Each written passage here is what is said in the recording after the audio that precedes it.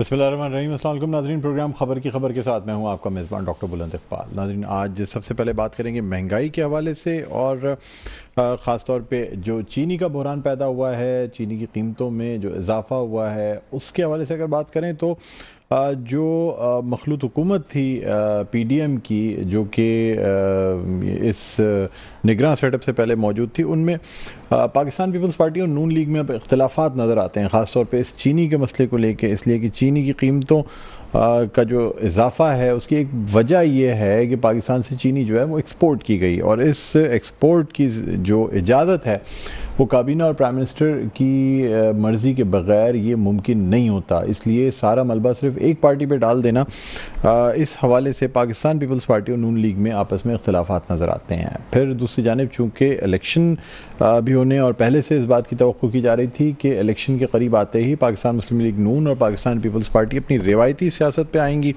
और ये दोनों जो सियासी जमातें हैं ये आपस में एक दूसरे को अपना हरीफ मानकर मुख्तलिफ किस्म के इल्ज़ामात और इन चीज़ों का सिलसिला रहेगा, जो कि अब वाज़े होता जा रहा है। दूसरी जानिब महंगाई की अगर बात करें तो डॉलर की कीमत में मज़ीद इजाफा हुआ है, रुपए की कीमत गिरी है, गो कि जो स्टॉक एक्सचेंज में कारोबार है वो कुछ बेहतर रहा, लेकिन डॉलर में इजाफा जो कि अब 306 रुपये की जो हद है वो भी अबूर कर चुका है। ये तशवीशनाक सूरत हाल है। एक तरफ चाहे हम जो मिल्क रिटेलर्स हैं उनकी बात करें, जो दूध की हड़ताल है वो अपनी जगह, दूसरी जानिब महंगाई की वजह से या जो बिजली के नरखों में इजाफा हुआ है, 10.5 रुपये तक तकरीबन जो है बिजली के नरखों में इजाफा हो रहा है। इस हवाले से भी लगता नहीं है कि हुकूमत कोई रिलीफ फराम कर पाएगी आवाम को।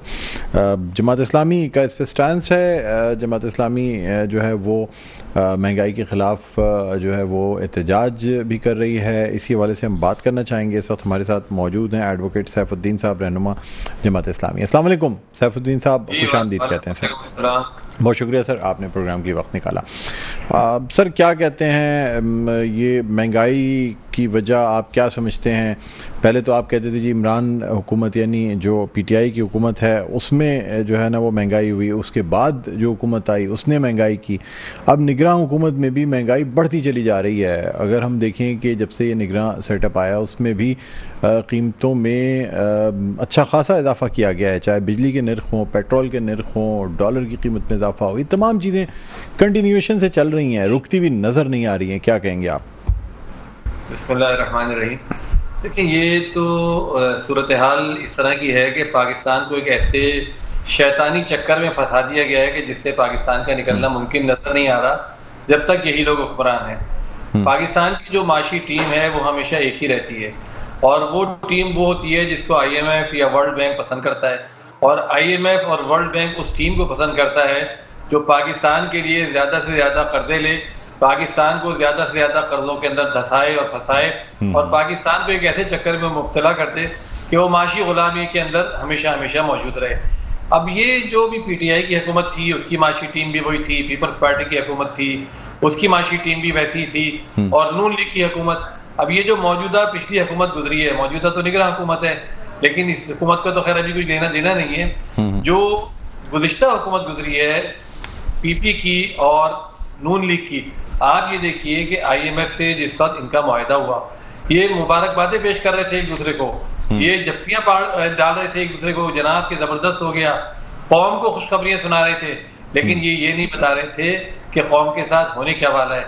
तो जब तक ये सिलसिला जारी है, करप्शन का पूरा एक माफिया है। देखिए, शर्म की बात है, पाकिस्तान उसके जो आसपास के ममालिक हैं, जो खित्ते के दूसरे ममालिक हैं, यानी इवन अफगानिस्तान कि जिसने इतनी तवील बर्बादी बर्दाश्त की है, पहले रूस की उसके बाद अमेरिका की जंग के जरिए से, उसकी माशी सूरत हाल सबसे ज्यादा मुस्तहकम नजर आती है। वहां कीमतों में इस्तेहकाम नजर आता है, वहां डॉलर में इस्तेहकाम नजर आता है, वहां पर महंगाई उस तरीके से नहीं है। पाकिस्तान जो एटमी ताकत है, पाकिस्तान जो 76 साल से कायम है, पाकिस्तान जिसमें जमहूरियत है, पाकिस्तान जिसमें इतनी बड़ी फौज है, उस पाकिस्तान में ये सूरत हाल नजर आती है कि डॉलर आउट ऑफ कंट्रोल है, महंगाई आउट ऑफ कंट्रोल है, गुर्बत की सतह नीचे से नीचे होती जा रही है। पाकिस्तान का सबसे बड़ा शहर कराची दुनिया के उन शहरों में आ गया है जो नाकाबिल रिहाई शहर है। इस पूरी की पूरी सूरत हाल का जिम्मेदार कौन है? इस पूरी की पूरी सूरत हाल के जिम्मेदार जाहिर है वो लोग हैं जो मुसलसल हुक्मरान रहे हैं।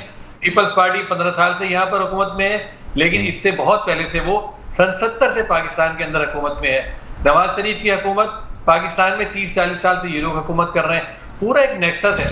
आप ये देखिए जो ड्रामा चल रहा है इस वक्त चीनी की कीमतों के हवाले से, एक दूसरे के खिलाफ बयान देने शुरू किए हैं। दोनों एक ही हुकूमत में थे, उस वक्त इनके मुंह से एक दूसरे के खिलाफ एक लफ्ज नहीं निकल रहा था। इससे अवाम ने इनका ये भयानक चेहरा देखा कि ये एक ही हैं, एक ही पॉलिसियां इनकी, अवाम को पीसना, अवाम पे महंगाई मुसल्लत करना, कर्जे लेना, अपनी अय्याशियां खत्म ना करना और मुल्क को उस बहरान में मुब्तला रखना कि जहां पर आप खर्चा ज्यादा कर रहे हैं और आपकी आमदनी कम है।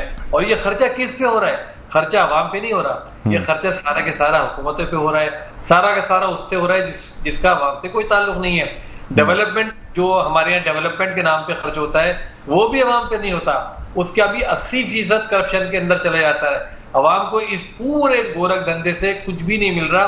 तो ये अब जो एक दूसरे के खिलाफ इल्जामात लगा रहे हैं, ये नूरा कुश्ती है, ये इलेक्शन की तैयारी है और ये सारे के सारे इल्जामात सिर्फ। अच्छा सर, आपकी पार्टी ने जो है वो धरने का ऐलान किया है, चारों गवर्नर हाउस के बाहर धरना दिया जाएगा। क्या समझते हैं सर, ये इन धरनों से, इन एहतजाज से कुछ हासिल होता है? माजी में भी आपने सिंध असम्बली के मरकज़ी दरवाजे पर धरना दिया था और जो बल्दियाती क़वानीन में इस्लाहात हैं उसकी बात की गई थी। इसके बाद के इलेक्ट्रिक के ख़िलाफ़ भी चीज़ें चलती रहीं। तो सर ये जो एहतजाज है या इस किस्म का एहतजाज, जिससे आप समझते हैं कि कोई बेहतरी आ सकेगी? डॉक्टर साहब देखें, जमात इस्लामी एक पुरअमन जद्दोजहद में और कानून के मुताबिक जद्दोजहद में बिलीव रखती है। इस वजह से जमात इस्लामी हर वो काम जिससे अवाम मुतासिर हो रहे हो, जिसपे अवाम पर मुसीबत पड़ रही हो, जमात इस्लामी उसके लिए आवाज़ उठाती है, उसके लिए जद्दोजहद करती है। बाज़ दफ़ा ये जद्दोजहद कामयाब हो जाती है, बाज़ दफ़ा पूरी कामयाब हो जाती है, बाज़ दफ़ा अधूरी कामयाबी मिलती है और बाज़ दफ़ा कामयाबी नहीं होती। लेकिन इसका मतलब ये कभी भी नहीं होता कि हम अपने हक़ के लिए, अवाम की मुसीबतें दूर करने के लिए जद्दोजहद ना करें। इस वक्त जो सूरत हाल है, देखिए ये SOS जैसे कहते हो ना, SOS वाली सूरत हाल है। इस वक्त अवाम की जिंदगी का मसला पैदा हो गया है। इस वक्त सूरत हाल ये है कि जो बिलों ने सूरत हाल पैदा कर दी है, बाकी चीजें छोड़ दें, बाकी महंगाइयां छोड़ दें, सिर्फ बिजली के एक बिल ने ये सूरत हाल पैदा कर दी है कि करोड़ों लोगों के लिए जिंदगी गुजारना नामुमकिन है। एक 24, 25 या 30 हजार रुपए तनख्वाह वाला आदमी 17, 18, 20 हजार रुपए का बिल जब देगा, आप बताइए 10 हजार रुपए में महीने में कैसे गुजारा करेगा? तो ये एक सीधी सी सूरत हाल है कि जो हमें समझ में आ रही है। इसके लिए जमात इस्लामी ही वाहिद तंजीम है जो जद्दोजहद कर सकती है, क्योंकि बाकी सारी जो तंजीमें हैं, 13 रुकनी PDM जो है वो तो इसकी जिम्मेदार है, वो किस मुंह से इस पर बात करेगी? जमात इस्लामी ने अल्हम्दुलिल्लाह जो कॉल दी उस पर लोगों ने लब्बैक कहा। लोग जमात इस्लामी पर एतबार और यकीन रखते हैं। पूरे पाकिस्तान में हड़ताल हुई और जमात इस्लामी इस जद्दोजहद को आगे बढ़ा रही है। गवर्नर हाउसेस पर धरना हमारा नेक्स्ट स्टेप है। इसके बाद जो फर्दर स्टेप है उस पर भी ऐलान करेंगे और हमने ये तहैया किया हुआ है कि जब तक ये महंगाई कंट्रोल में नहीं आती, जब तक हुकूमत की वो पॉलिसियां नहीं बनती जिसके नतीजे में अवाम को रिलीफ मिल सके, अवाम जिंदगी गुजारने के काबिल हो सके।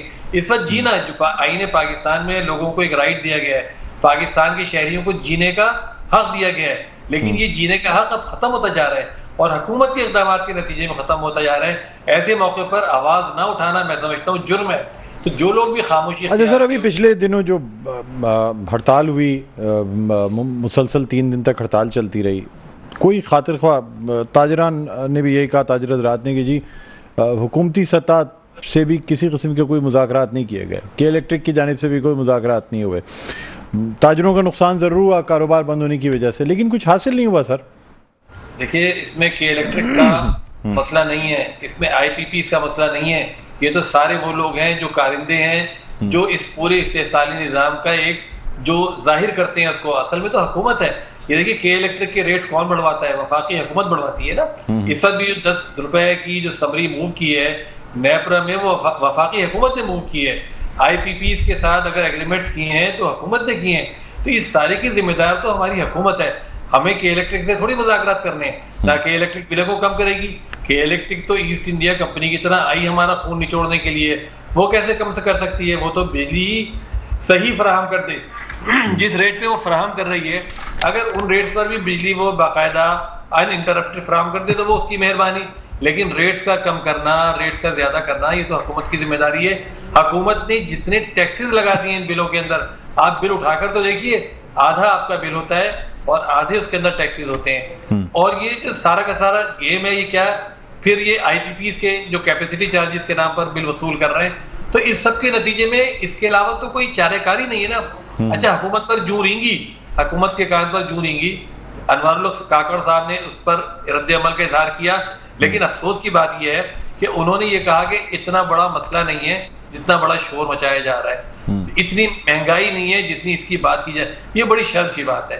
पाकिस्तान के इस वक्त वो वजीर आजम है, केयर टेकर सही, लेकिन वजीर आजम है। उनको अगर अवाम के इस दुख का एहसास नहीं है, उनको अगर अवाम के इतने बड़े मसले का कि जिसमें लोगों की जिंदगी के लाले पड़ गए, लोग अपने बच्चों को दूध नहीं पिला सकते, लोग अपने बच्चों को खाना नहीं खिला सकते, लोग अपने घर में बिजली नहीं चला सकते, लोगों को गैस नहीं मिल रही, ऐसी सूरत हाल के अंदर पाकिस्तान के वजीर आजम का ये कहना कि इतनी खराब सूरत हाल नहीं है, बड़ा शर्मनाक है। इससे लगता है कि ये वो लोग हैं जो आवाम को कुछ दिनों में मसला देंगे कि अगर रोटी नहीं मिल रही तो आप क्या खाएं। तो ये तो लेकिन हुकूमत भी तो मजबूर है ना, आईएमएफ से जो मुआहदे हैं और जो बैरूनी कर्जे हैं पाकिस्तान के जो बढ़ते जा रहे हैं, जिनकी अक़सात अदा करनी होती हैं, अगर आईएमएफ की तरफ ना देखा जाए तो फिर तो मुल्क मजीद डिफॉल्ट की तरफ जाएगा, हालात मजीद खराब होंगे। आप क्या समझते हैं इस हवाले से? देखिए, पाकिस्तान को आईएमएफ के और वर्ल्ड बैंक के चक्कर में फंसाने का जो सीधा साधा धंधा है वो तो इन्हीं हुकूमतों ने किया है ना। ये हुकूमत भी उसी हुकूमत का तसलसल है। अगर आप अपना क़िबला दुरुस्त नहीं करेंगे, अगर आप अपनी पॉलिसियां ठीक नहीं करेंगे, अगर आप जो इतने बड़े पैमाने पर लीकेज हो रही है पाकिस्तान में, इतने बड़े पैमाने पर करप्शन है, उसको ठीक नहीं करेंगे। आप देखिए चीनी का बहरान, मतलब पाकिस्तान जैसे मुल्क में जो चीनी एक्सपोर्ट करने वाला मुल्क है, जिसके पास चीनी वाफर मिकदार में होती है, उसमें इतनी चीनी एक्सपोर्ट कर दी जाती है कि पहले आप चीनी एक्सपोर्ट कर दें और उसके बाद 1.5 गुना रेटों में चीनी दोबारा खरीदें। ये क्या नजर आता है? इससे पहले भी जो इमरान खान साहब की हुकूमत थी उसके अंदर कितना बड़ा स्कैंडल बना था चीनी का, उस पर तहकीकात हुई, उस पर कमीशन बना, उसके नतीजे में बहुत सारी चीजें हुई, लेकिन सजा किसी को नहीं हुई, क्योंकि ये इतने बड़े लोग हैं, इतने बड़े मगरमच्छ हैं, इनके इतने पांव फैले हुए हैं, इनके हाथ इतने लंबे हैं कि कोई इनको सजा देने पे तैयार नहीं है। इन सब के जराइम की सजा अवाम को भुगतनी पड़ती है। देखिए, आईएमएफ जो है, आईएमएफ से आप लोन लें, उस लोन को आप जाया कर दें। मैं आपको एक छोटी सी मिसाल देता हूँ। इस वक्त कराची में क्लिक के नाम से एक प्रोग्राम चल रहा है। इस क्लिक के नाम से जो प्रोग्राम चल रहा है, इसने 40,000 मिलियन, आपको पता है 40,000 मिलियन रुपए कराची में पैच वर्किंग और जो बरसात के नतीजे में कराची में मुश्किलात पेश आई थी उसके लिए रखे गए। आप मुझे बताइए कि ये 40,000 अरब रुपए, 40 40,000 मिलियन रुपीज जो हैं, ये कहाँ लगे हैं? ये करप्शन की नजर हो गए, ये लोगों की जेबों में चले गए। जब ये सारे के सारे सर, ये फिगर मुझे लग रहा है आप कुछ ज्यादा बता रहे हैं। 40,000 million, 40,000 million, 4,000 million, 4,000 million rupees जो हैं वो 4 अरब रुपए इन्होंने रखे। और कराची वैसा का वैसे ही है, कराची की सड़कें वैसी की वैसी हैं। जो सड़कें बनी वो 3-3, 4-4 दिन में टूट गई। तो सीधा साधा जो मैं आपको समझाना चाह रहा हूँ, बताना चाह रहा हूँ कि वर्ल्ड बैंक से आपने कर्जा लिया, उस वर्ल्ड बैंक के कर्जे से लेकर आपने यहाँ कराची में पैच वर्किंग की और वो पैच वर्किंग नजर ही नहीं आई, बारिश में बह गई। तो हुआ क्या कि पाकिस्तान पर ये कर्ज का बोझ और चढ़ गया। पूरे पाकिस्तान में यही वाला धंधा है कि बड़े पैमाने पर कर्ज लिए जाते हैं, उनको खर्च कर दिया जाता है और खर्च इस तरह होते हैं कि वो लोग लगते नहीं है। आईएमएफ कभी ये नहीं पूछता कि आप जो पाकिस्तान जब से बना है, जब से कर्जे ले रहे हैं, वो कर्जे जा कर रहे हैं। वर्ल्ड बैंक कभी ये नहीं पूछता। वो सिर्फ ये कहते हैं कि आप इंश्योर करें कि ये कर्ज वापस मिलना चाहिए। इंश्योर करने का एक ही तरीका वो ये बताते हैं कि आप लोगों पर टैक्स लगा दें, आप चीजें महंगी कर दें ताकि ये कर्जे वापस मिलने की सिक्योरिटी मिल जाए। और हमारे हुक्मरान खुशी खुशी ये काम कर देते हैं। चुनांचे ये महंगाई बढ़ती जाएगी और बढ़ती रहेगी। जब तक आप इस धंधे को खत्म नहीं करेंगे, जब तक आप करप्शन नहीं रोकेंगे, जब तक आप अपनी इकोनॉमिक पॉलिसीज ठीक नहीं करेंगे, तो ये मसला हल ही नहीं हो सकता। अब ये जो निगरां हुकूमत आई है, देखिए निगरां हुकूमत तो है कहने को, लेकिन काम तो बड़े बड़े करने का ऐलान कर रही है। हमारे आर्मी चीफ साहब ने भी मुलाकात की है ताजिरों के साथ और उन्होंने भी कुछ मतलब खुशखबरियां सुनाई है। तो जाहिर है वो भी अब इस माशी टीम का हिस्सा है जो इस माशी सूरत हाल को ठीक करने के जिम्मेदार है। तो अगर ये क़िबला किसी तरह दुरुस्त कर लेते हैं, करप्शन को रोकने में कामयाब हो जाते हैं, बैरूनी मुल्क से मिलने वाले कर्जों को ज़ाया नहीं करते, उनको इस्तेमाल कर लेते हैं, कर्जे जितने ले रहे हैं, जो शराइत मानकर ले रहे हैं, जिस हैवी सूद के ऊपर कर्जे ले रहे हैं उसको कम कर देते हैं, बहुत कुछ हो सकता है। देखिए, ईरान से आपको सस्ती गैस, सस्ती बिजली, सस्ता पेट्रोल मिल सकता है। ईरान घड़ी घड़ी आपको पेशकश कर रहा है, आप वो नहीं ले रहे हैं। आप अवाम को रिलीफ, मुश्ताक अहमद खान साहब ने फार्मूला पेश किया, बड़ा सीधा साधा था कि कोई जरूरत नहीं है आपको IMF के पास जाने की, आप बजट के 3-4 मददात में से कटौती कीजिए और 2,38,000 सार्फिन जो हैं उनको रिलीफ प्रोवाइड कर दीजिए। उनके 200 की जो स्लैब है 300 पर ले जाइए और 2,38,00,000 सार्फिन इससे मुस्तफीद हो जाएंगे, लोगों के बिल कम हो जाएंगे। लेकिन थोड़ा सा आपको ये करना पड़ेगा कि जो आपने जालसाजी बजट के अंदर की है, आपने ये जो खसारा पूरा करने के नाम पर 350 अरब रुपए रख दिए, PIA का खसारा और रेलवे का खसारा जो कभी दूर ही नहीं होगा। ये तो एक यानी ये इन चीज़ों से निकलना होगा, बजट को कम करना होगा। ठीक है, बहुत बहुत शुक्रिया एडवोकेट सैफुद्दीन साहब, आपने प्रोग्राम की वक्त निकाला। नाज़रीन, रहनुमा जमात इस्लामी एडवोकेट सैफुद्दीन साहब हमारे साथ प्रोग्राम में मौजूद थे। एक वक्फा लेंगे, वक्फे के बाद दोबारा आपकी खिदमत में हाजिर होते हैं। देखते रहिए प्रोग्राम खबर की खबर। वेलकम बैक, एक दो फिर आपको खुशामदीद कहते हैं प्रोग्राम में खबर की खबर में। हूँ आपका मेज़बान डॉक्टर बुलंद इकबाल। नाज़रीन, आपको ये भी बताते चलें कि नैब तरमीम केस का फैसला जो है वो महफूज कर लिया गया है। चीफ जस्टिस ऑफ पाकिस्तान अपनी रिटायरमेंट से कबल ये फैसला सुनाएंगे। बड़ी तरमीम की गई थी इसमें, और chief justice of Pakistan Umar Ata Bandial ने जो है ना वो 3 रुकनी बेंच ने ये नैब तरमीम के ख़िलाफ़ जो दरख्वास्त दी गई थी उसकी समाअत की, उसके बाद फ़ैसला महफूज कर लिया गया। अब रिटायरमेंट से पहले जो है वो ये फ़ैसला जारी किया जाएगा। और बहुत से ऐसे केसेस हैं जिसमें बहुत से सियासी रहनुमा जो हैं वो बरी हुए इन नैब तरमीम की वजह से। देखना ये होगा कि क्या अगर तो फ़ैसला जो है वो कुछ ऐसा आता है कि वो तरमीम ख़त्म कर दी जाती हैं तो काफ़ी लोगों को इससे नुकसान पहुंचने का भी अंदेशा है। बहरहाल नाज़रीन, बात एक दफ़ा फिर करेंगे महंगाई के हवाले से, चीनी के बहरान के हवाले से। पाकिस्तान मुस्लिम लीग नून और पाकिस्तान पीपल्स पार्टी आपस में एक दूसरे को तनकीद का निशाना बनाते नज़र आती हैं। लेकिन सवाल ये पैदा होता है कि यही मसला पहले भी पाकिस्तान तहरीक इंसाफ की हुकूमत में भी हुआ था, जिस पर बाकायदा कमीशन बना। जो लोग इसमें इन्वॉल्व थे उनके ख़िलाफ़ रिस्पॉन्सिबिलिटी फ़िक्स की गई, क्योंकि कोई ख़ास सज़ाएँ नहीं दी गई। लेकिन फिर भी न जाने क्यों हर साल पाकिस्तान में जब चीनी पैदा होती है उसे एक्सपोर्ट कर दिया जाता है, उसके बाद वही चीनी 1.5 गुना या 2 गुने ज़्यादा कीमतों पे वापस ख़रीदी जाती है। ये जो नुकसान होता है इसका ज़िम्मेदार कौन है, इस पर बात करेंगे। इस वक्त हमारे साथ मौजूद हैं आसिफ बाजवा साहब, रहनुमा हैं पाकिस्तान मुस्लिम लीग नून के। वीडियो लिंक पे हमारे साथ मौजूद हैं, उन्हें खुशामदीद कहते हैं। अस्सलाम वालेकुम। वालेकुम अस्सलाम सर। आसिफ बाजवा साहब, खुशामदीद कहते हैं सर आपको। बहुत शुक्रिया सर, आपने प्रोग्राम के लिए वक्त निकाला। नाज़रीन, इसके अलावा इकबाल सांद, रहनुमा पाकिस्तान पीपल्स पार्टी हमारे साथ ऑनलाइन मौजूद हैं, उनको भी खुशामदीद कहना चाहते हैं। अस्सलाम वालेकुम। वालेकुम अस्सलाम। डॉक्टर साहब कैसे हैं आप? ठीक है, अल्लाह का करम। इकबाल साहब, बहुत बहुत शुक्रिया, आपने प्रोग्राम के लिए वक्त निकाला। गुफ्तगू का आगाज़ करते हैं। आसिफ बाजवा साहब, ये जो चीनी का बहरान पैदा हुआ और कहा यह जा रहा है कि जिम्मेदार है हुकूमत, जो कि PDM की हुकूमत थी, जिसने कि चीनी जो है वो एक्सपोर्ट कर दी, मुल्क से बाहर भेज दी, क्या कहेंगे आप? बिस्मिल्लाहिर्रहमानिर्रहीम। आपका बहुत शुक्रिया, आपने मुझे वक्त दिया। जी सर, देखिए, ये इस तरह के जो फैसले होते हैं ये यकीनी तौर पे गवर्नमेंट ही करती है। और हमारी कोलिजन गवर्नमेंट थी, इत्तेहादी गवर्नमेंट थी, 10-11 जमातों का इत्तेहाद था और पीपल्स पार्टी हमारी इत्तेहादी जमात थी। और जब ये एक्सपोर्ट करने का फैसला किया गया तो उस वक्त जो फैक्ट्स एंड फिगर पेश किए गए कैबिनेट में और उसके बाद कमेटी में और उसके बाद फिर प्राइम मिनिस्टर साहब को सारी सूरत हाल से आगाह किया गया, तो उस वक्त की जो सूरत हाल है वो मैं ये समझता हूँ, इससे पहले भी हमारे कई रहनुमाओं से को ये क्वेश्चन किया गया और जो गुज़िश्ता रात थी उस वक्त भी टॉक शोज में हमारे रहनुमाओं ने कहा कि हम गुजारिश करते हैं कि आप जो इस वक्त केयरटेकर गवर्नमेंट है वो बाख्तियार है, उनको चाहिए इस बात को इन्वेस्टिगेट करें कि जब जो रिपोर्ट्स पेश की गई उस वक्त तो फालतू चीनी मौजूद थी, जितनी आज से 2 माह बाद चूंकि सीजन जो है वो शुरू होने जा रहा है, क्रशिंग सीजन जो है वो गन्ने का शुरू होने जा रहा है और जो मिलें हैं वो चल पड़ेंगी।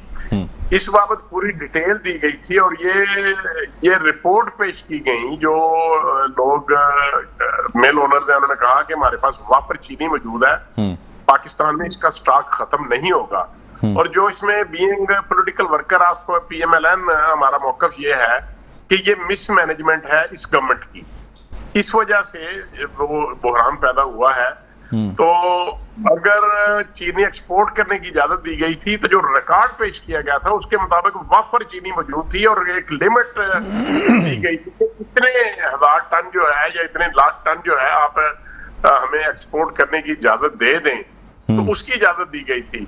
फिर भी मैं बड़े तहम्मुल से, बड़े अदब से आपसे गुजारिश करूंगा कि ये एक बहुत इंपॉर्टेंट इशू है और PMLN या PDM की गवर्नमेंट के ऊपर ये इल्जाम आ रहा है, तो इसके लिए चाहिए कि जो इस वक्त की करंट गवर्नमेंट है, केयर टेकर जो है, प्राइम मिनिस्टर साहब खुद करें या चीफ मिनिस्टर जो है वो करें, पंजाब की हद तक और सिंध की हद तक सिंध के चीफ मिनिस्टर करें। बिलखसूस तो चाहिए, ये मर्कजी गवर्नमेंट का मामला है। जो केन कमिश्नर हैं, जो केन कमिश्नर एक इंडिपेंडेंट, एक बहुत बाइख्तियार इदारा है, वो सारे मामला को देखते हैं, उनको बुलवा के और उनसे ये रिपोर्ट ली जानी चाहिए कि ये ऐसा क्यों हुआ है, और अगर कोई गुनाहगार है तो फिर उसको तो बुरदे इल्जाम ठहराया जाना चाहिए। और अच्छा, आपके ख्याल में रिपोर्ट ही ऐसी पेश की गई थी कि वो फिर चीनी कहीं गायब हो गई, कोई खा गया, क्या हुआ? नहीं, खा नहीं गया सर। उन्होंने कहा कि हमारे पास इतने लोग शक्कर ज्यादा इस्तेमाल कर लेते हैं ना, या पाकिस्तान में लोगों ने खुशी के मारे मिठाइयाँ इतनी बनाई कि वो सारी चीनी खत्म हो गई? नहीं सर, मैं इस बात को इस एंगल से नहीं ले रहा, मैं तो बड़ा आपको टेक्निकल बात बता रहा हूँ। और मैं ये समझता हूँ ऑफर कर रहे हैं हमारी जो हाई अप्स हैं पाकिस्तान के, जो पॉलिटिकल लीडर हैं जो गवर्नमेंट में रहे हैं, उन्होंने ये कल से ये मौकफ लिया है कि जो केयर टेकर गवर्नमेंट है वो इसके ऊपर पूरी जाफशानी से काम इंक्वायरी करे और इसकी तहकीकात करें। आपको क्या लगता है कौन जिम्मेदार है? जिन्होंने रिपोर्ट बनाई थी वो जिम्मेदार है? मेरा तो ख्याल यही है कि जिन लोगों ने रिपोर्ट सबमिट की या जिन्होंने सबमिट, यानी आप जो है वो बराह रास्त तो नहीं, लेकिन बिलवास्ता तौर पे कहना चाह रहे हैं कि पाकिस्तान पीपल्स पार्टी जिम्मेदार है? मैं बिल्कुल ये नहीं कह रहा, कतई तौर पे मैं नहीं कह रहा। मैं ये पीपल्स पार्टी ने रिपोर्ट नहीं पेश की। जी जी सर, वुज़रा तो उनके थे ना। हाँ, जो केन कमिश्नर है, हाँ, वो एक इदारा है एक, तो उनको चाहिए कि वो रिपोर्ट पेश करें और वो बताएं अवाम को। हाँ, वो मीडिया पे आ जाए, वो प्रिंट मीडिया पे आ जाए, लोगों को बुलवा के फैक्ट्स एंड फिगर दे दें गवर्नमेंट को, इस गवर्नमेंट को, ताकि जो असल हकायक हैं वो अवाम के सामने आ जाने चाहिए। अदरवाइज तो इस तरीके से ये हमारे खिलाफ, मैं नहीं समझता कि ये इस बात को ऐसे ही नहीं रहना चाहिए। ये अवाम के लिए बहुत सख्त फैसला है, बहुत अवाम रंजीदा है, इतनी महंगी नहीं होनी चाहिए। ठीक है सर, आप हमारे साथ मौजूद रहेंगे। इकबाल खान साहब हमारे साथ मौजूद हैं। इकबाल साहब, क्या कहते हैं सर, ये आप भी, आपकी पार्टी भी जो है हुकूमत का हिस्सा रही है, part and parcel of the government, PDM की हुकूमत का, क्या कहते हैं सर, कौन जिम्मेदार है चीनी के इस बहरान? बहुत शुक्रिया डॉक्टर साहब, आपको सुनने वालों को, बाजवा साहब को, सबको अस्सलाम वालेकुम। वालेकुम अस्सलाम। इसमें डॉक्टर साहब देखिए दो राय नहीं है, इसमें कोई दो राय नहीं है कि मैं कहूँ कि जी साबिका जो गवर्नमेंट थी या उसके जो ऑफिशियल थे, उसके जो वज़रा थे, उसके जो कैबिनेट थी, उस वक्त जो प्राइम मिनिस्टर थे या हमारे वजीर थे या नून लीग के वजीर थे या जो इस्लाम के थे, कोई थे, ये कोई भी वरीउ जमा नहीं हो सकता ना कि जब एक चीज अब इस बात को अभी ये चूंकि ये टॉपिक जब से शुरू हुआ कि जब साबिक वफाकी वजीर ने एक स्टेटमेंट दिया, साबिक अपने कुलीग वफाकी वजीर के बारे में ये बात थी, इसके बाद से टॉपिक शुरू हुआ।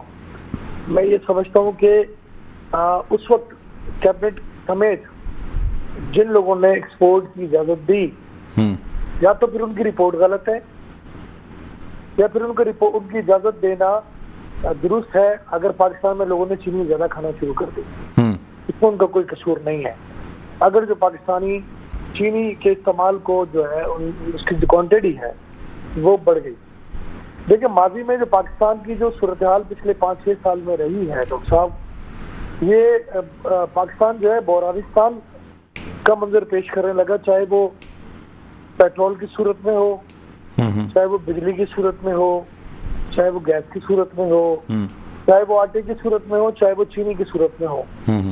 तो कोई एक डिपार्टमेंट जिससे अवाम को रिलीफ मिलता हो, वहां से अवाम को रिलीफ मिलने की कोई गुंजाइश नजर नहीं आई काफी तवील अरसे से। और अगर मैं ये कहूँ कि जनाब इसमें चूंकि प्राइम मिनिस्टर नून लीग का था तो मैं या मेरी पार्टी बरी जमा है। अगर मैं कहूँ जी तहरीक इंसाफ का लीडर इमरान खान था तो जनाब चूंकि उनके साथ MQM थी वो बरी जमा है।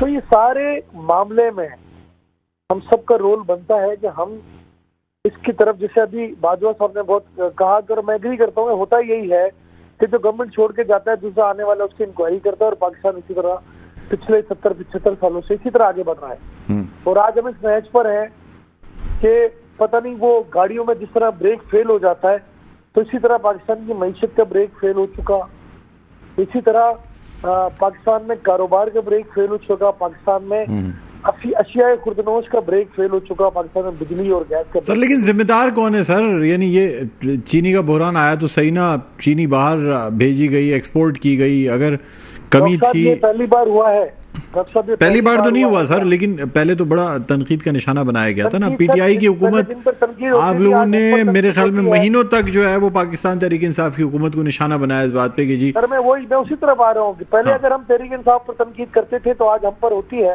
तो हक बजानी में वो लोग जो हम पर आए तनकीद करते हैं ना, कि इस बात को देखें, इसमें कोई दो राय नहीं है, इसमें डॉक्टर साहब, इसमें कोई दो राय नहीं है कि मैंने कहा कि इतने सारे बहरानों में जब पाकिस्तानी बहरानिस्तान हो गया तो हम इसमें से निकलने की शायद काबिल नहीं रहे, या फिर निकलना चाहते नहीं है, या हम सीरियस नोट पर नहीं है, हम एक दूसरे के ऊपर इल्जाम लगा के आगे बढ़ने की कोशिश करते हैं। अभी जिस तरह मैं कहूँ निगरान हुकूमत का काम है, तो खुदा के लिए हम सबका काम है, ये हम सबका मुल्क है। सर आप चाहते हैं कि निगरान हुकूमत जो है इस पे कमीशन बनाए और बाकायदा इंक्वायरी हो, और सर मैं चाहता हूँ जो जिम्मेदारान है उनके खिलाफ उनको मंजर आम पर भी आना चाहिए, इल्जाम ना लगे किसी के ऊपर, कोई किसी के ऊपर एलिगेशन ना लगाए, हम सब जिम्मेदार हैं किसी भी तरह की इंक्वायरी। ब्यूरोक्रेट्स को समझते हैं कि उनकी वजह से जिन्होंने रिपोर्ट, सबकी मदाखलत है डॉक्टर साहब। मैं आपको ये कहूँ, देखिए एक फेडरल मिनिस्टर जो होता है जो एक कलील मुद्दत के लिए आता है, और एक डिपार्टमेंट में एक ब्यूरोक्रेट जो है वो 20 साल या 25 साल से अपनी सर्विसेज दे रहा है, तो वो 3 साल के लिए, 2 साल के लिए, 4 साल के आने वाले वजीर को क्या उसका ये तजर्बा ब्यूरोक्रेट से ज्यादा होता है? तो जवाब मिलेगा नहीं होता। वजीर जो है वो भी ब्यूरोक्रेट्स या टेक्नोक्रेट्स की रिपोर्ट्स पर आगे बढ़ते हैं और उसी को लेकर आगे चलते हैं। तो अगर मैं ये कहूँ कि सिर्फ वजीर कसूरवार है या हुकूमत कसूरवार है, तो ये भी गलत होगा। जहां हमने देखना है कि कौन ब्यूरोक्रेट से, कौन टेक्नोक्रेट से, तो ये इन सारे मामलात में, आप तो चीनी की बात करें, मैं तो ओवरऑल सबकी बात कर रहा हूँ कि पाकिस्तान को इस मैच पर हमने पहुंचा दिया कि पाकिस्तान 71 सालों में पाकिस्तान के लोग शायद इतने दुखी ना थे डॉक्टर साहब जितने इन 5 सालों में हुए। लोगों ने उम्मीदें लगाई थी कि जनाब पीडीएम गवर्नमेंट आएगी जी, 3.5-4 साल में खासा अपने इस मुल्क का बेड़ा गर्क किया, शायद पीडीएम की गवर्नमेंट से कोई रिलीफ मिलेगा। लेकिन चूंकि हम इतने शिकंजे में जकड़े जा चुके हैं, उससे निकलने की पोजीशन में नहीं है। पीडीएम क्या आने वाली कोई भी गवर्नमेंट होगी, उसके लिए आसान नहीं होगा इस मुल्क को चलाना। तो सब बहुत मुश्किल हो गया है, बहुत मुश्किल कर दिया गया है। तो मैं तो ये समझता हूँ कि शायद माजी में जो 3-4 साल की हुकूमतें जिन्होंने की। अच्छा सर मुझे ये भी बताइएगा कि सर ये जो एहतसाब की बातें की जा रही है, उन्होंने अपना टारगेट पूरा किया और पाकिस्तान नहीं इकबाल साहब मुझे ये बताइएगा कि सर ये इस किस्म की कभी सोशल मीडिया पे किसी के घर छापे की न्यूज आ जाती है, कभी कहते हैं जी एयरपोर्ट पे रोक लिया गया, कभी कहते हैं जी वॉच लिस्ट पे डाला हुआ है, जी ईसीएल में नाम डाले हुए हैं। इन बातों में कहाँ तक सदाकत है सर? मतलब साहब ये बातें तो मजाक बन चुकी हैं। 2 दिन पहले नासिर शाह साहब दुबई गए, 2-4 दिन पहले बड़े जरदारी साहब से मिलने के लिए, जी जी कहा जी फरार हो गए, आज वो कराची में मौजूद है। अच्छा, तो आप समझते हैं कि ये जो खबरें एक बाकायदा प्रोपेगेंडा किया जा रहा है कि जी आपकी पार्टी के खिलाफ कोई ऑपरेशन किया जा रहा है, कोई तैयारियां की जा रही हैं, लिस्टें तैयार हो रही हैं, छापे पड़ रहे हैं, फला, ये सब ऐसे ही जी डॉक्टर साहब पीपल्स पार्टी सर ये बातें सोशल मीडिया पे चल रही हैं, ये मुख्तलिफ जगहों पे, मैं इसीलिए चाह रहा हूँ कि आप लोगों को बताएं ना कि ये वाकई इसमें सदाकत। मैं आपको कहूँ कि पीपल्स पार्टी के लिए ये जो मीडिया ट्रायल है या सोशल मीडिया प्रोपेगेंडा है, या पाकिस्तान पीपल्स पार्टी को जिस तरह तनकीद का निशाना बनाया जाता है, पाकिस्तान पीपल्स पार्टी के लिए नया नहीं है। जुल्फिकार अली भुट्टो से ये सिलसिला शुरू हुआ, शहीद मोहतरमा बेनजीर भुट्टो पर आया, फिर आसिफ अली जरदारी को लिखा गया, फिर आज अदी फरियाल को लिखा गया, फिर डॉक्टर आसिम को लिखा गया, मुकेश चावला को लिखा गया, शजीर मेमन को, 400-400 500 अरब रुपए की कहानियां मन गढ़त घड़ी गई।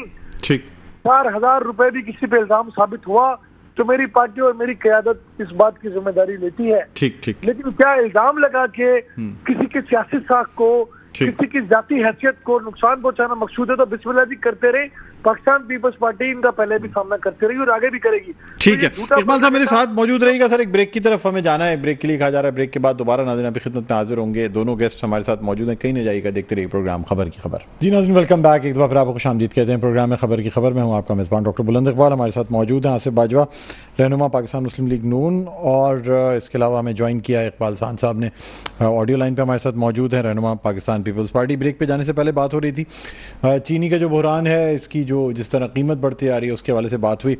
मज़ीद गुफ्तगू करते हैं। आसिफ बाजवा साहब, सर क्या समझते हैं, एक तरफ आपकी हुकूमत को इस बात के लिए भी तनकीद का निशाना बनाया जा रहा है कि IMF से जो मुआहिदा किया गया है उसमें अब कोई टर्निंग बैक मौजूद नहीं है, यानी चाहे बिजली की कीमतों में इजाफा हो, पेट्रोल की कीमतों में इजाफा हो, या मज़ीद महंगाई का बोझ अवाम पे डाला जाए, कोई फरार का रास्ता जो है ना वो इख्तियार नहीं किया जा सकता। IMF की जानिब से साफ अल्फाज में कह दिया गया है कि जी कुछ भी करें लेकिन महंगाई का बोझ जो है वो अवाम पे डालना पड़ेगा। क्या कहते हैं आप? देखिए, बात ये है कि इस बात में कोई दो राय नहीं है डॉक्टर साहब, जो आपने बात की कि अवाम को रिलीफ के लिए कोई ऑप्शन नहीं है इस गवर्नमेंट के पास, और एक ही ऑप्शन है कि जो नए फाइनेंस मिनिस्टर हैं वो, या जो प्राइम मिनिस्टर साहब है वो, या उनकी जो टीम है वो कोई ऐसा लाहे अमल तैयार करें, कोई ऐसी प्लानिंग करें कि आने वाले वक्तों में जितनी जल्दी हो सके IMF से जान छुड़ाई जा सके। अगर हम IMF से जान नहीं छुड़ाएंगे, अगर हम तो सर 16 महीने की हुकूमत आपकी थी, आप जान छुड़वाते ना। ये जो केयर टेकर सेटअप आया है जिसका काम इलेक्शन कराना है, ये कैसे IMF से जान छुड़ा के देगा? मैं बिल्कुल आपकी बात जी, ये काम नहीं है। लेकिन देखें, मैं फिर थोड़ा पीछे जाऊंगा तो आप कहेंगे जी आपकी पुरानी बातें सुन सुन के हम तंग आ गए हैं। सर वो इसाक डार साहब को आपकी हुकूमत लेके आई थी कि वो जो है ना वो डॉलर को पकड़ के बैठ जाएंगे 185 रुपए पे, और वो जो जिस दिन आपकी हुकूमत यानी तहलील हुई है असेंबली, उसके मेरे ख्याल में 48 घंटे के बाद ही वो मुल्क से बाहर चले गए थे। ठीक है, आपकी बात दुरुस्त है, ये एक फैक्ट है, ये हकीकत है, इसे हम नहीं भाग सकते। मैं अर्ज करना चाह रहा था कि जब प्राइम मिनिस्टर थे मियां नवाज शरीफ साहब, और जब उन्होंने 6 धमाके किए, एटमी ताकत बनाया है पाकिस्तान को, तो उस वक्त भी हमारी मईशत जो थी वो डावाडोल हुई, और हमारे हालात जो थे, आपको पता है कि जो फॉरेन अफेयर्स, फॉरेन अकाउंट्स थे, उनको भी सस्पेंड किया गया, कर्ज उतारो मुल्क सवारो मुहिम भी चलाई गई थी, वही मुहिम चलाई गई। लेकिन इसके बावजूद जो मैं बात करना चाह रहा था वो ये था कि दुनिया के जो इंटरनेशनल फाइनेंशियल इंस्टीट्यूशंस थे, आई मीन टू से IMF था या वर्ल्ड बैंक था, और बैनुल-अक़वामी मालियाती इदारे जो हैं, जी जी, और दूसरी दीगर ममालिक ने, जो ब्लॉक था अमेरिका का, उन्होंने सख्त तरीन पाबंदियां आयद कर दी पाकिस्तान के ऊपर, आपको शायद याद हो। लेकिन इसके बावजूद पाकिस्तान की जो लीडरशिप थी, उन्होंने अपनी मेहनत से, जाफशानी से, अपने तरीके से, अपनी टीम वर्क के नतीजे में उन्होंने पाकिस्तान को बचाया, और पाकिस्तान की इकोनॉमी जो थी, जो जिसको हमारी जो इंपोर्ट और एक्सपोर्ट के सारे मामला थे, उस वक्त भी सारे डिस्टर्ब हुए थे। सर लेकिन उसके बाद फिर आपकी हुकूमत भी तो चली गई थी, फिर 9/11 हो गया, फिर पाकिस्तान को बड़ा रिलीफ मिल गया, उसके बाद चीजें मुख्तलिफ हो गई, परवेज मुशर्रफ ने आगे बड़ी जो है ना वो इमदाद हासिल कर ली वॉर अगेंस्ट टेरर में, ये तमाम चीज़ों में। बहरहाल अच्छा, इकबाल सान साहब क्या कहेंगे सर? ये आसिफ बाजवा साहब का तो कहना है कि जी किसी तरह केयर टेकर गवर्नमेंट को चाहिए कि पाकिस्तान को जो है ना वो IMF से जान छुड़ा दे पाकिस्तान की। आप समझते हैं कि ये निगरान हुकूमत जो है ये पाकिस्तान की जान छुड़ा सकती है IMF से? देखिए डॉक्टर साहब, बाजवा साहब से बेहद जो है एहतराम के साथ इंतहाई सीनियर पॉलिटिकल साथी हैं, मैं ये समझता हूँ कि ये बात हमें नहीं करनी चाहिए। हो सकता है वो कहना कुछ और चाह रहे हैं डॉक्टर साहब, आप समझे कुछ और हैं। मुझे तो ये मुझे तो उनकी बात जर्नल लगी कि पाकिस्तान को IMF से अब जान छुड़ानी चाहिए। निगरान हुकूमत का जिक्र शायद उन्होंने नहीं किया, जो जितनी मुझे समझ आई बात। ठीक। तो मैं ये समझता हूँ कि निगरान हुकूमत क्या या आने वाली कोई हुकूमत भी 1-2 टर्नओवर में IMF से जान छुड़ा नहीं सकती। पाकिस्तान उस मैच पर नहीं है। तो सब माजी में फिर देखिए, हमें मजबूरन किसी सियासी जमात के साबिका हुकूमत का नाम लेना पड़ता है कि जो IMF के साथ मुआहदे तो पहले भी पाकिस्तान ने कई बार किए, कई हुकूमतों ने किए, लेकिन जो माजी में हुकूमत ने IMF के साथ किया, जिसकी वजह से IMF का पाकिस्तान के ऊपर से एतमाद चला गया, हमारी हुकूमतों के ऊपर से एतमाद चला गया, जिसके बाद IMF ने पाकिस्तान को इस तरह झगड़ा है, इस तरह पाबंदियों के साथ पाकिस्तान के साथ एग्रीमेंट किए हैं और IMF ने अपनी इंस्टॉलमेंट दी है कि जिसके बाद आप हिलने की पोजीशन पर भी नहीं है। तो शायद ये वो आपकी जो है मिस कमिटमेंट थी IMF के साथ पाकिस्तान की तहरीक इंसाफ की गवर्नमेंट में, जिसका नुकसान हर आने वाली हुकूमत को भुगतना पड़ेगा। और ये बात बिल्कुल दुरुस्त है कि मुझे, आपको, हुकूमतों को, सियासी क़यादत को, इस सबको मिलकर सोचना पड़ेगा कि आखिर कब तक हम एक डिपेंडेंट कंट्री रहेंगे।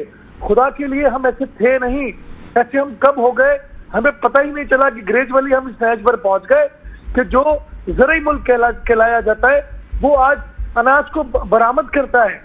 जो मुल्क टेक्सटाइल मुल्क कहलाया जाता था उसकी टेक्सटाइल बंद हो चुकी। पिछले 5-6 सालों में जो मुल्क इस मैच पर पहुंचा है, मैं बार बार ये कहता हूं डॉक्टर साहब कि शायद जो लोग 3.5-4 साल हुकूमतें कर गए कि वो अपने टारगेट पे था कि पाकिस्तान को डिस्टेबलाइज करें। देखिए हुकूमतें, डॉक्टर साहब मैं इसलिए भी ये बात करता हूँ कि हुकूमतें जाती रही है, पाकिस्तान का माजी भरा पड़ा इस बात से। शहीद मोहतरमा बेनजीर भुट्टो की हुकूमत 18 महीने में गई, 36 महीने में दूसरी हुकूमत गई, मियां साहब की 2 हुकूमत ने अपना टर्नओवर पूरा नहीं किया, जहां पर डिक्टेटर ने 10-10, 11-11 साल इक़्तिदार किया। हम गालियां देते हैं, हम लामतान करते हैं सियासी हुकूमतों को। क्या मियां खान साहब की हुकूमत 3.5-4 साल में वो भी आदम एतमाद के जरिए गई? क्या मुल्क को इस तरह डिस्टेबलाइज करके इन्होंने मुल्क का भला किया है? क्या बर्दाश्त नहीं कर सकते कि 16 महीने के बाद इलेक्शन हो जाता? भाई बर्दाश्त कर लेते, इलेक्शन की तैयारी कर लेते, कम से कम आपके मुल्क में एक रेमिटेंस भेजता है पाकिस्तान। ठीक है सर, कम से कम ये नहीं होता। बिल्कुल बिल्कुल, अगर ये इस तरह डिस्टेबलाइज नहीं किया जाता तो हालात बेहतर होते। बहुत बहुत शुक्रिया इकबाल खान साहब, प्रोग्राम के वक्त निकला। आसिफ बाजवा साहब आपका बहुत बहुत शुक्रिया। नाज़रीन, प्रोग्राम का वक्त अपने इख्तिताम पर पहुंचता है। मुझे बुलंद इकबाल को इजाजत दीजिए। अपना बहुत ख्याल रखिएगा। अल्लाह हाफ़िज़।